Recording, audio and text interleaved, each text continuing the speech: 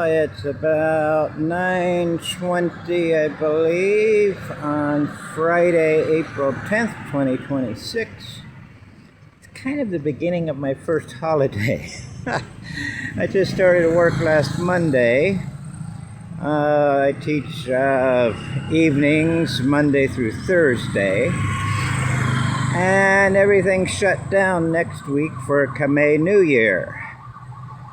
So what I'm doing today is I'm going to walk up to the Killing Fields and Genocide Museum of Siem Reap.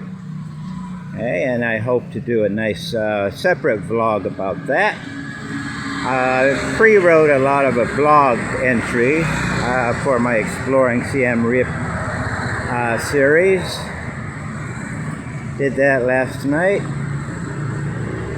Okay, so I'm going to go and take some pictures and shoot some video up there. It's pretty close to the Angkor Botanical Gardens, so I will probably visit that as well.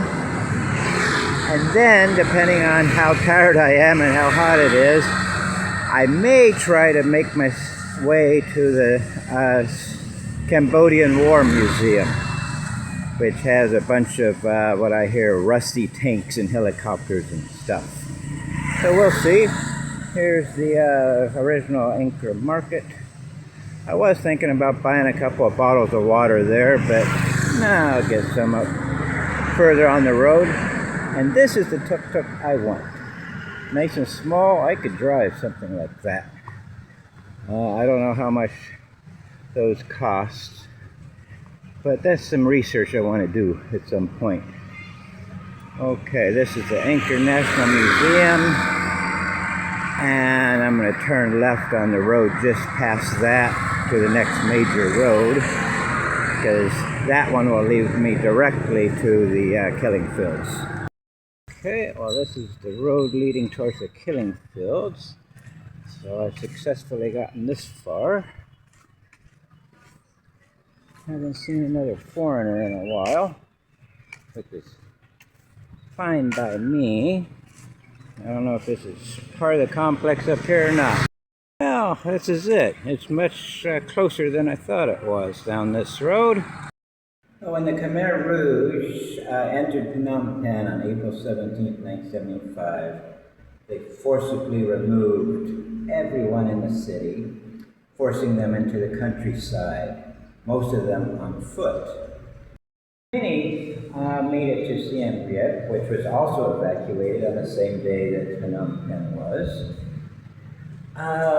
Most of them were sent up to a detention center to the north of town, where I am now.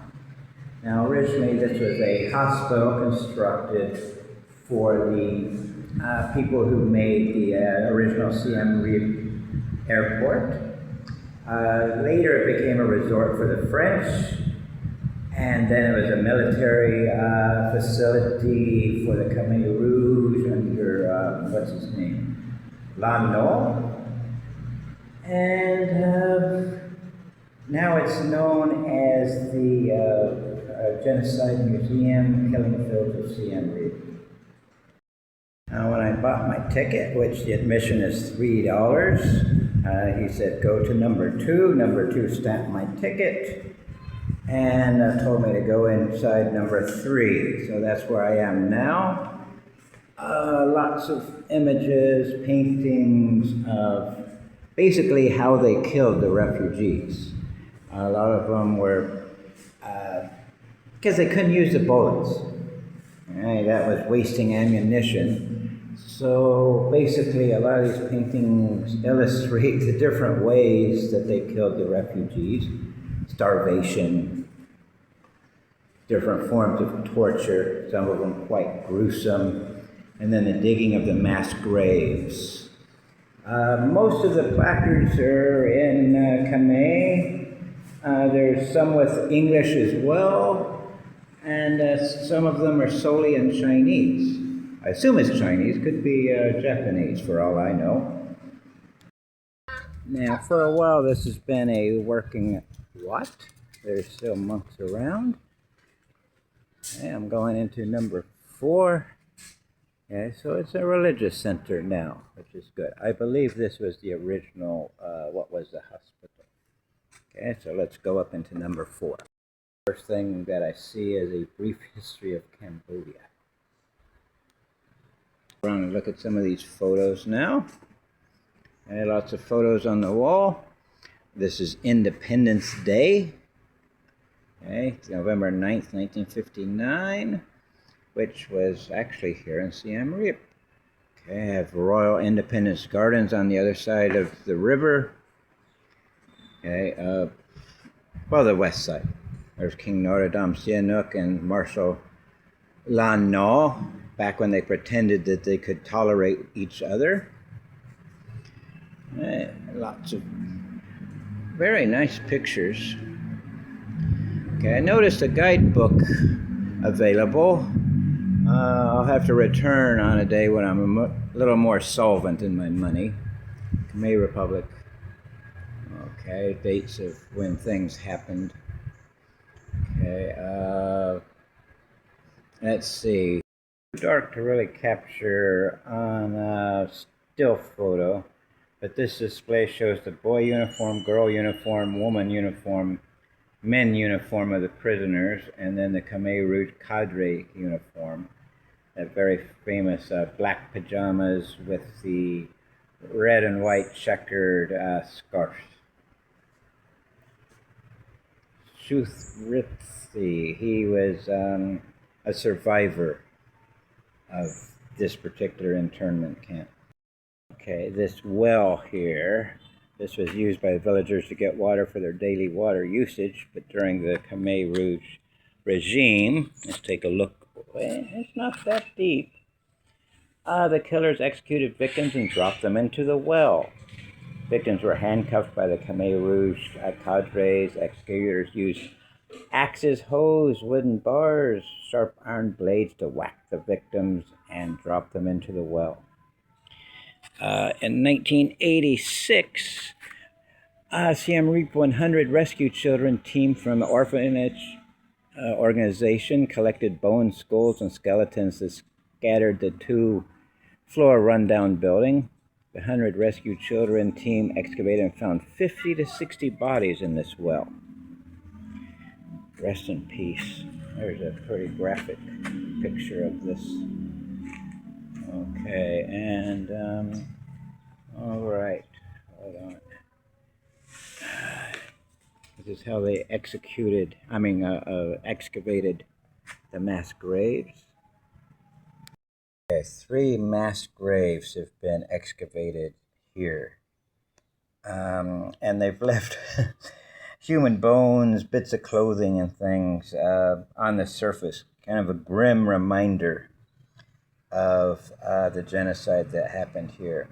Between 1975 and 1979, estimated 25% of Cambodia's population, almost 2 million, died from famine, disease, or executions here in the killing fields.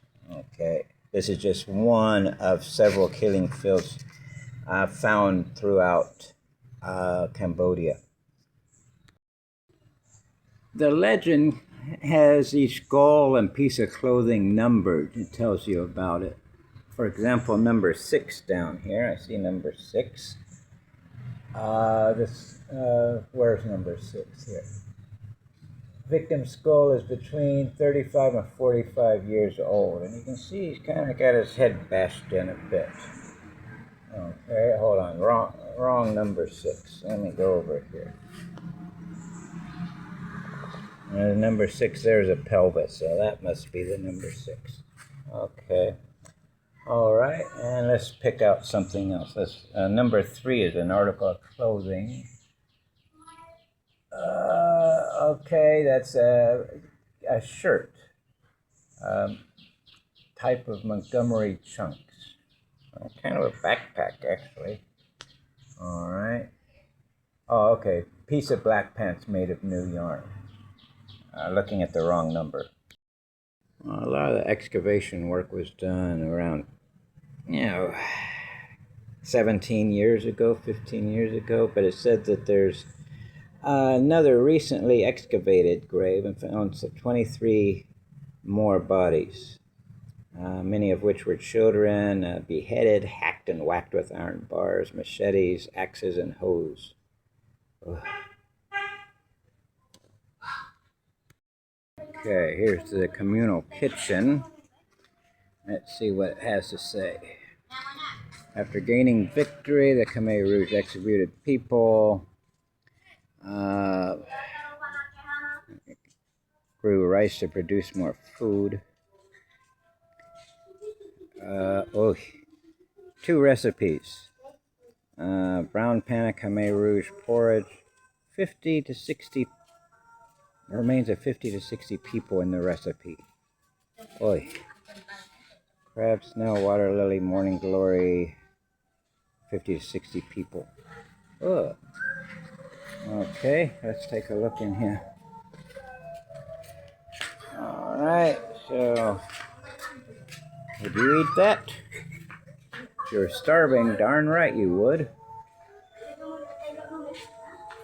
Okay. That's the novice monks, young monks walking around as well. Okay, so that's number 5, I believe.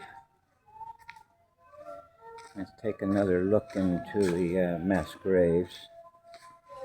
Very sobering. Okay, and there's sections that have not been excavated as well. I haven't really done that much reading about the genocide period here. Most of what I know is from watching the movie The Killing Fields, much of which was filmed in Phuket. So I've been to many of the sites in the movie. Oh, water closet. There's the toilets. Okay, so, but yeah, it's now a working temple, Buddhist temple. Wat, pagoda. They call it different things here.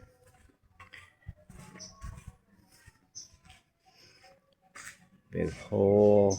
I don't know if that was another mass grave or not, but this way. Very shady.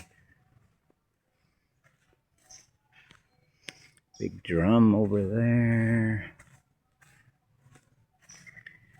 Somebody's house. Okay, a shrine has been erected here, housing skulls and other bones. The Children of the Dead erected the original stupa in 2006, but it proved to be too small to house all the skeletons found here. Okay, a larger one was built and currently houses about 800 skulls. Okay, here's a collecting of the skulls. There's a picture of Pol Pot down there. Okay, go up to the stupa last, I think. The ox cart there. You know, the ox carts they used during Angkor are pretty much exactly the same as the ox carts they still use here. One thing I'm interested in is the variety, the sheer variety of vehicles out here. Right. And from what I've seen online, I believe this was probably the original stupa, the one that was too small to house all the skeletal remains. Now it's got a nice sitting Buddha.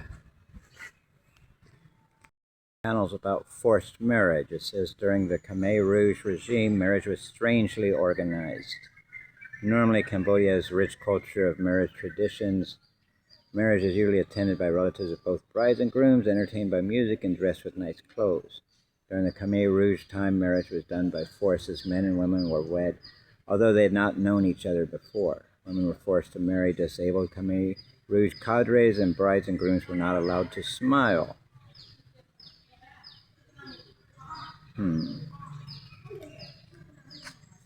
Some women continue to have a chronic illness to this day. Some couples got divorced as they did not marry using their hearts after regime. Much regret in life. Okay.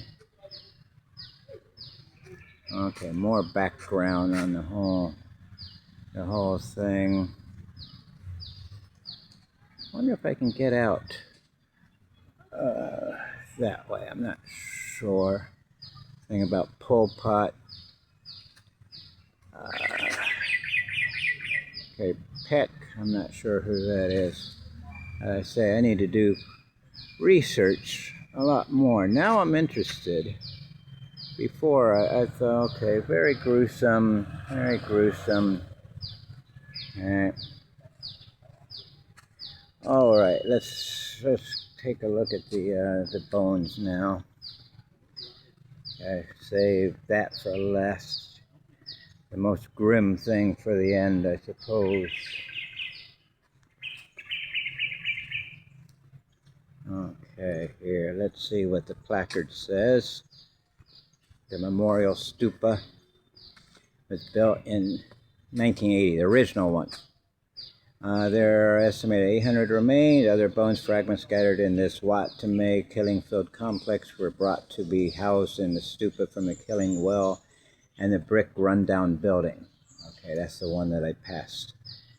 The Holocaust and atrocity conducted by the notorious Pol Pot regime in Cambodia from 1975 to 1979.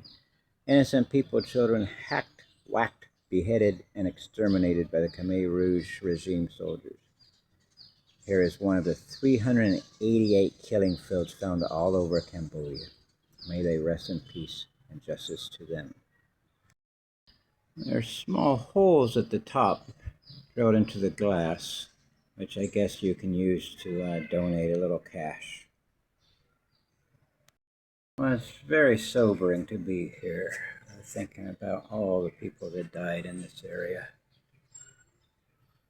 Okay, but memorials like this are necessary as reminders for us to treat our fellow humankind with respect, not this kind of stuff, not let this kind of thing happen.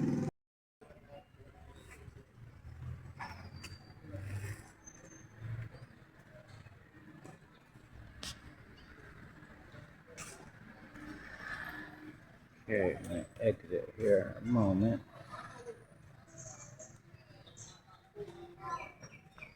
Okay, this building here is the one that was the main torture center.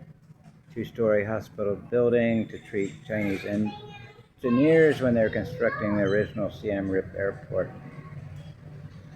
Okay, transformed into a military site. And the prison to killing site is called Tom, Big Prison. At the time, this was the center of Siem Reap town. That's a nice shady area now.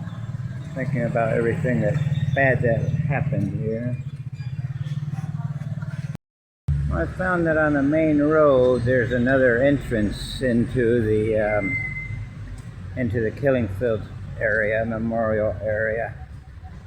But if you come in this way, it's not evident where you buy a ticket or anything. So the side entrance is probably the best if you come here.